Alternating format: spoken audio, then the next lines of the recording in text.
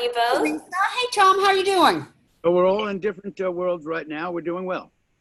Well, Reese and I are in the same building anyway. That's true. Where are you, Tom?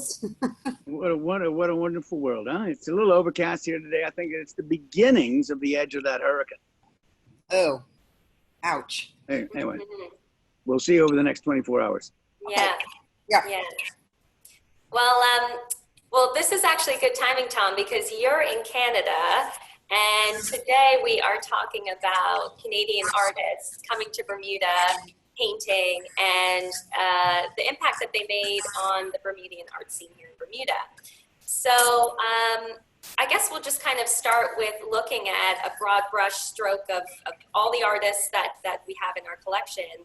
As you know, the Canadian artists came to Bermuda during the winter months in the early 20th century, and would love to hear a bit from the both of you about, you know, who they were, who these individuals were, what they painted while they were here, how they enjoyed their time here in Bermuda.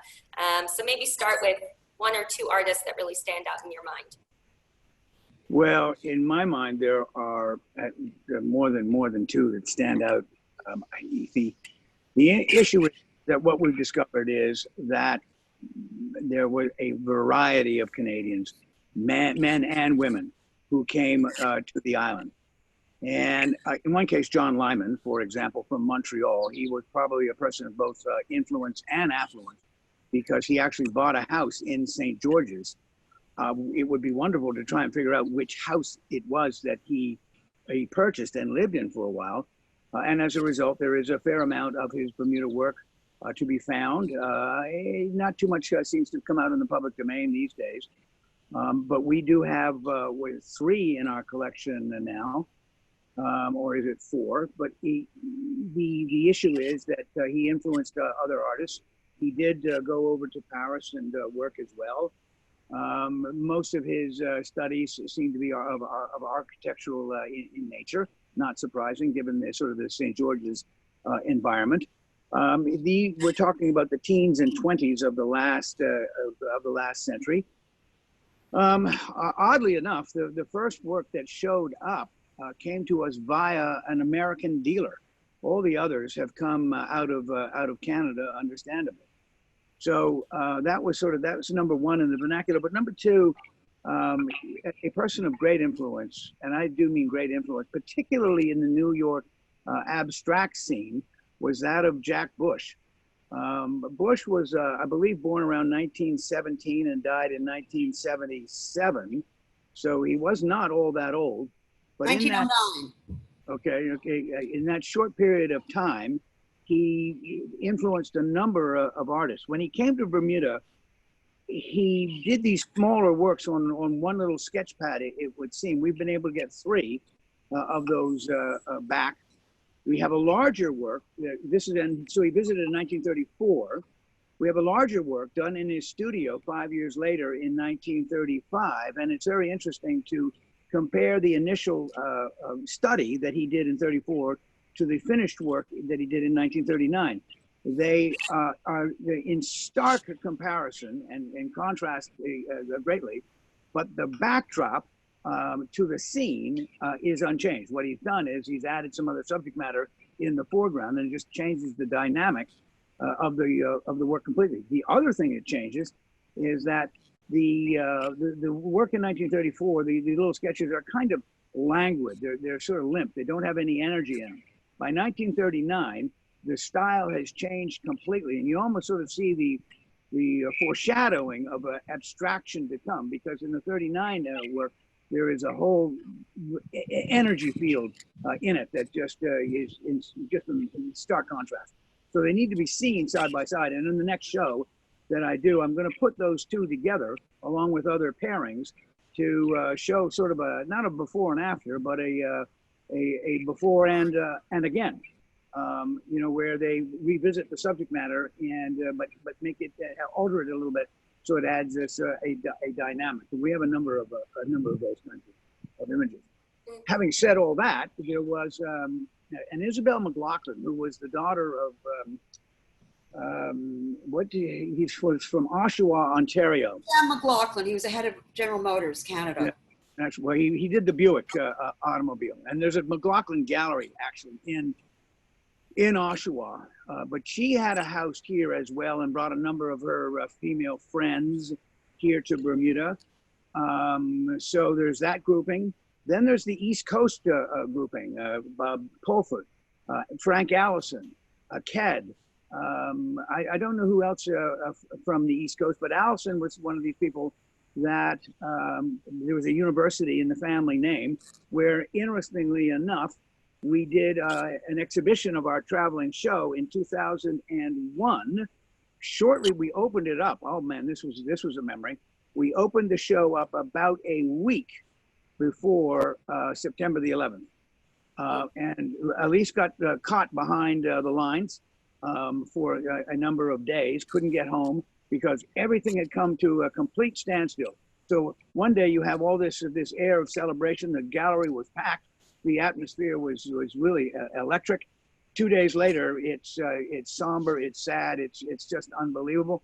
And coupled with that, because this is what I'll never forget, is that Bermuda was also experiencing a hurricane. We had an artist in residence in there. And I came racing on home from the opening, go down to the artist in residence. He's left town, and I was doing a tour. I couldn't get into my own little gallery, much to my chagrin, and I had to bust the door down to let people in to do the tour. I've never forgotten that.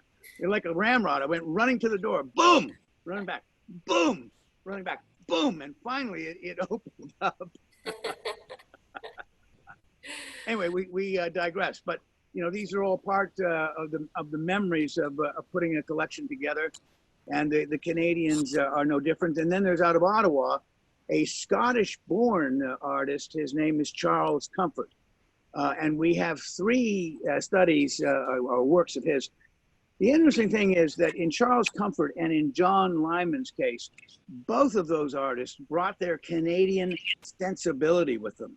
That is heavy, dark, gray, somber clouds are in the Bermuda experience, which we see it from time to time, but it's not how you would think of the island. It's not, you know, the normal palette. So it is interesting to see that. I mean, it's not unusual. When Wyeth came to Bermuda, he stuck to that palette too, but we're going south of the border. So we have those kinds of things to deal with. You can see clearly Bermuda subject matter, but painted in a palette that is much more muted than one would expect. Mm-hmm.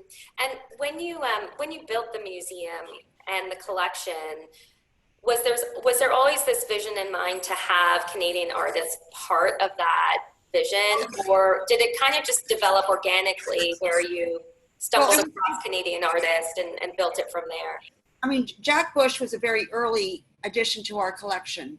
And I personally, being more of an American than a Canadian, I'm not a Canadian at all. I really didn't know very much about Canadian art per se, and it was a learning experience. But I think from the very beginning, it was definitely our intention to include Canadian arts, just as we could include English artists, just as we would like to include French artists, just as we include, you know, it's any artist that comes from overseas and is inspired by Bermuda. So I don't think it was exclusively American artists that we ever had in mind, because both Bush and Glaze came into our collection very early on. So it was spreading the word out and seeing who came to the island, whether it be Canadian, American, English, French, whatever.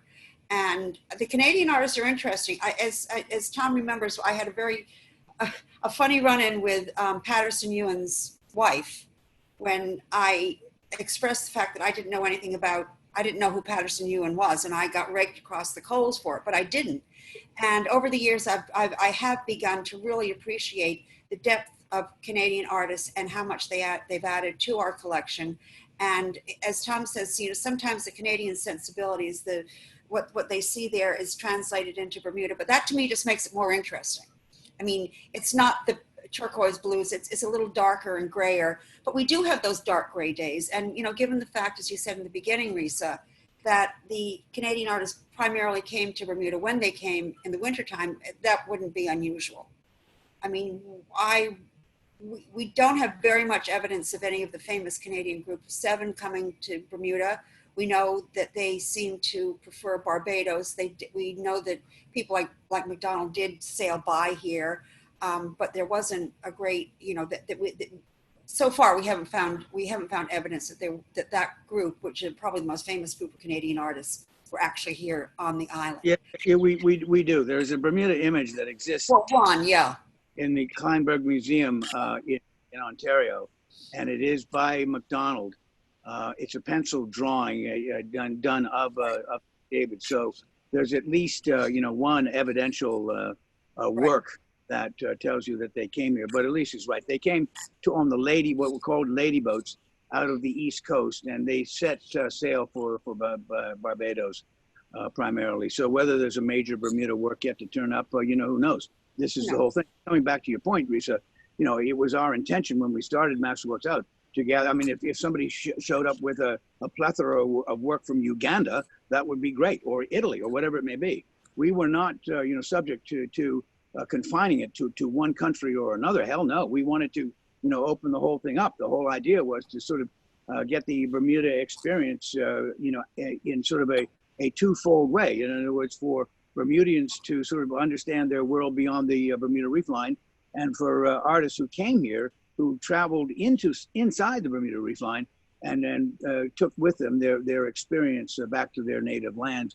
That we were just trying to repatriate that. So that's really what what that's all about. But coming back to Patterson Ewan, that was really funny. Her name is Mary Hanford, and this was in part when we were getting ready to do the traveling show. Somehow Mary Hanford had picked up the idea that we were there, and Patterson's work wasn't represented. So she called the gallery, and unfortunately, the English language can be misinterpreted. So Elise said, Mary, it's really nice to have a new artist. She misinterpreted that completely, thinking, like new is like young, right?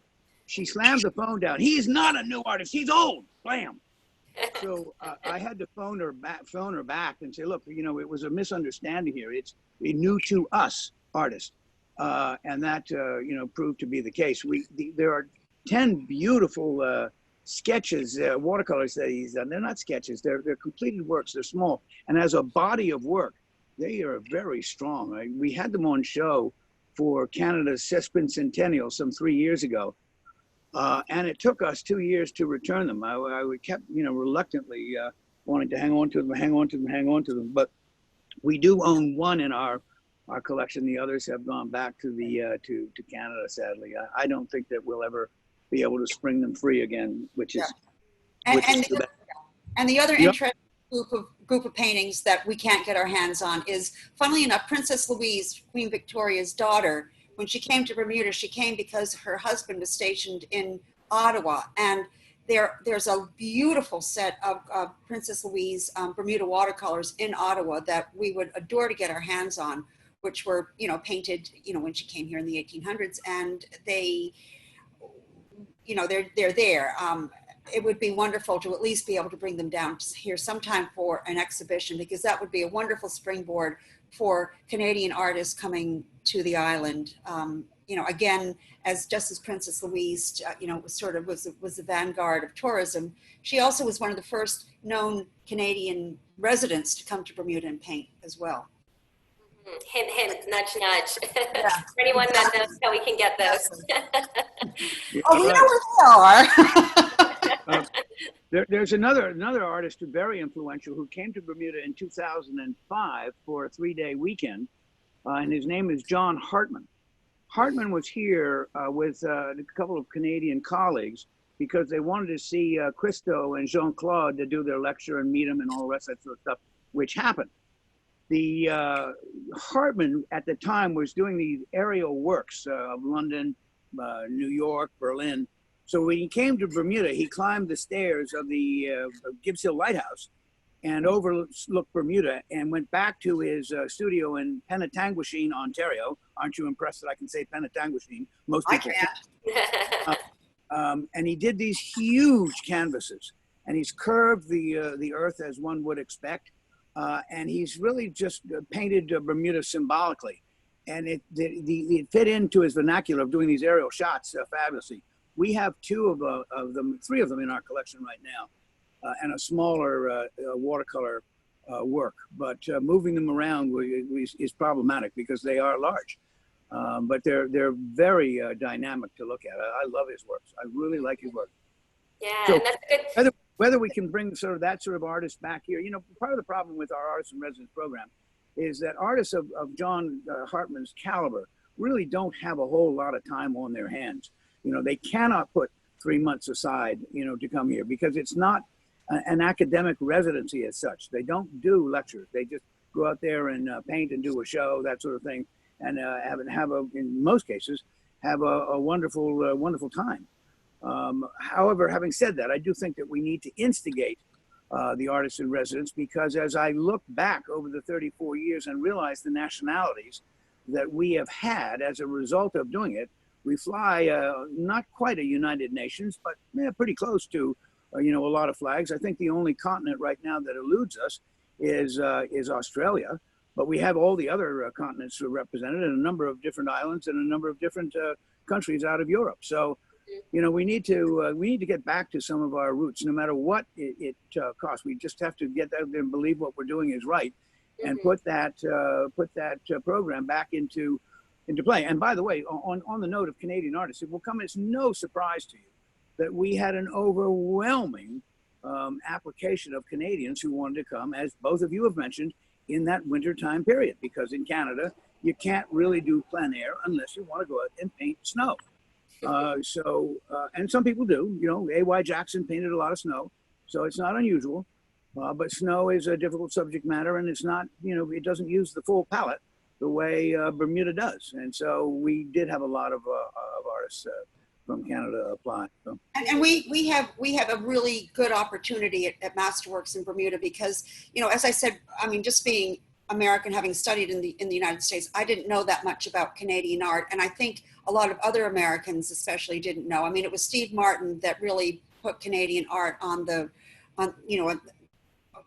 pegged it and really raised its stature. But the great thing about the connections that we have, and a lot of them have been due to Tom's relationship with Toronto and his family and whatever, is that we've had personal relationships with Isabel McLaughlin, with Patterson Ewan, and with John Hartman, which are great because it gives you a much deeper insight into the whole artistic process if you get to talk to the artists, which we have been really fortunate to have been able to do. So I think that's another reason why the Artist in Residence program, bringing it up a notch and not just having, anybody come down, is really important to Bermuda because it does allow Bermudians a chance to interact with people from other countries and, share their ideas. So I too would love to see the program, enhanced again. Yeah, I completely agree. And I think across a number of disciplines, there are so many Bermudian and Canadian connections. And so, yes, I'd love to figure out how to keep that relationship going. And also to, once again, revive the Artist in Residence program, which I think is a fabulous one of our first artists in residence was Phil Burgesson, who was a photographer who was one of Tom's mentors. And he did an amazing body of photographs up at the dockyard of, just of found objects, which I think someday is going to become a lot more important to Bermuda than it is right now. We've had to take it out of the frames, but that's another thing I'd love to get to be able to display sometime in the future because it's really interesting and it's of places and walls and structures that don't exist anymore. Mm-hmm. Well, just for your edification here, Risa, there is another artist, Bernard de Poulin, whose wife is Marie. She was a senator in Ottawa. She's on our ambassadors group, along with Connie Dearman and the deputy governor, Alison Crockett. So, we'll have to make that introduction to you sometime because they too gave us 4 works last July for our collection, and they are great ambassadors. And so how do you keep it alive? Well, by little programs like that, by being, the welcoming Bermudians that we should be. It doesn't take you much to wear a smile and be a happy person, to have people feel that they are part of the process. Because that's all it takes. Agreed. It's not complicated. Just wear a smile. Wear a smile. That's exactly right. Great. Yeah. All right. Well, Elise, Tom, I think that's all we have time for today. But Tom, enjoy your time in New Brunswick, and glad that you can be out there and hopefully get out to see some Canadian art. I'm loving every second of being up here. I just can't wait to get out with my camera and get on the road, you know? Great. Right. And Can't wait to see the images. I've got my Jack Kerouac thermos, thanks to Elise. It's on the road, an on the road thermos, and it takes a nice cup of Tim Horton coffee, and off we go. I'm sorry, I forgot to wear my A pin. Yeah. So A pin on. So I have a couple of those around here. Okay. So if this All is right. all, Risa, don't go away. I have a question for you. Yep. Okay. Well, thanks, Tom. Thanks, Elise. Bye-bye. Bye.